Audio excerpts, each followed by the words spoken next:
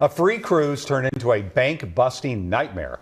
A Minnesota man won the dream trip, but then he got sick at sea. Our Kirsten Mitchell shows us how the common flu has left him drowning in debt. All new tonight. I do a trip every 2 weeks out to California and back. As a truck driver of 25 years, Mike Cameron was thrilled when he and his girlfriend Tamara won a free cruise with Norwegian Cruise Line. Tamara had lung cancer, so we just got done recovering from that.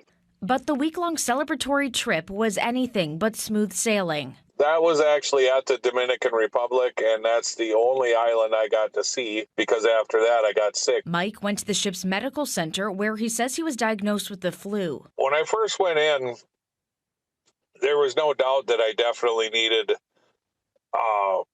some help. After receiving oxygen, he says he felt better, but he was still kept in the medical ward for 62 hours. I was kind of reassured by their medical secretary that I had nothing to worry about because I had traveler's insurance. And she said, I already looked into it. You got $20,000 traveler's insurance. She said, you'll be fine.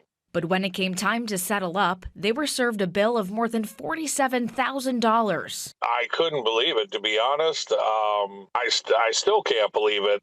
The couple purchased $20,000 worth of traveler's insurance, but Mike says they haven't paid yet and want him to first go through his primary health insurance. But his health insurance doesn't cover expenses abroad. As of right now, I mean, we have no idea if anything's going to cover it. We don't know. In a statement, Norwegian Cruise Line said Mike received appropriate treatment for his condition and resulting expenses have been reviewed by our internal team. If you're going to another country, might want to check all this stuff out, you know, your traveler's insurance, your primary insurance. You might want to check all that out before you leave because you just never know.